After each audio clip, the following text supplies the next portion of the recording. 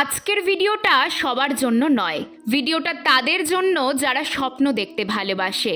ভিডিওটা সেই সব মধ্যবিত্ত বাড়ির ছেলে মেয়েদের জন্য যারা নিজের উপার্জনে পরিবারকে ঘোরাতে নিয়ে যেতে চায়। জানি এটা দেখে তোমাদের অনেকেরই আদিক্ষেতা বলে মনে হতেই পারে, তবে আমার কাছে এগুলোই জীবনের সাকসেস।